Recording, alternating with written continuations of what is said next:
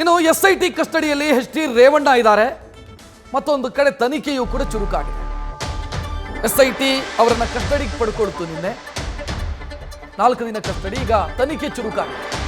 ಸಂತ್ರಸ್ತೆಯರ ಹೇಳಿಕೆಯನ್ನು ಆಧರಿಸಿ ಎಸ್ಐಟಿ ಮಹಜರು ಕೂಡ ಮಾಡಿದ ಅದರ ದೃಶ್ಯವನ್ನು ಈಗಾಗಲೇ ತೋರಿಸಿದ್ದೀನಿ ನಿಮಗೆ.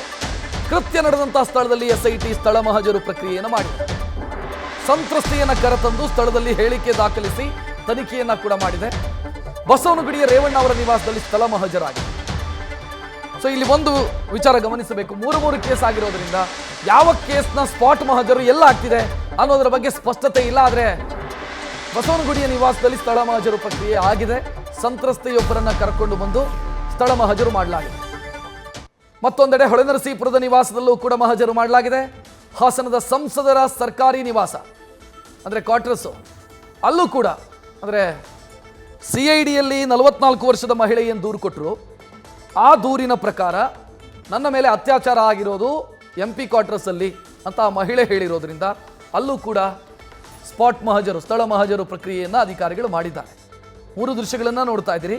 ಹೊಳೆನರಸೀಪುರ, ಬಸವನಗುಡಿ, ಹಾಸನದಲ್ಲಿ ನಿನ್ನೆ ಆಗಿದೆ. ಹೊಳೆನರಸೀಪುರದಲ್ಲಿ ನಿನ್ನೆ ಆಗಿದೆ. ಈಗ ಬಸವನಗುಡಿಯಲ್ಲಿ ಇವತ್ತು ಸ್ಥಳ ಮಹಜರು ಮಾಡಿರೋದು. ಸೊ ಅಂದರೆ ಇಲ್ಲಿ ಒಂದು FIR, ಮತ್ತೊಂದು ಸಂತ್ರಸ್ತೆ ಕೊಟ್ಟಿರುವಂಥ ಹೇಳಿಕೆ, ಅದು ಮ್ಯಾಜಿಸ್ಟ್ರೇಟ್ ಮುಂದೆ ಕೊಟ್ಟಿರುವಂಥ ಹೇಳಿಕೆ, ತನಿಖಾಧಿಕಾರಿ ಮುಂದೆ ಕೊಟ್ಟಿರುವಂಥ ಹೇಳಿಕೆ, ಅದರ ಆಧಾರದ ಮೇಲೆ ಸದ್ಯ ಅವರು ಸ್ಥಳ ಮಹಜರು ಮಾಡ್ತಾ ಇದ್ದಾರೆ. ಅಂದರೆ ಕೃತ್ಯ ನಡೆದಂಥ ಸ್ಥಳ ಯಾವುದು, ಕೃತ್ಯ ನಡೆಯೋ ಸಂದರ್ಭದಲ್ಲಿ ಯಾರಿದ್ರು ಇಲ್ಲಿ, ಎಲ್ಲಿ, ಇದೆಲ್ಲವೂ ಕೂಡ ದಾಖಲಿಸಬೇಕಾಗತ್ತೆ ತನಿಖೆಯ ಉದ್ದೇಶದಿಂದ. ಸೊ ಅದನ್ನು ಈಗ SIT ಅಧಿಕಾರಿಗಳು ಮಾಡ್ತಾ ಇದ್ದಾರೆ.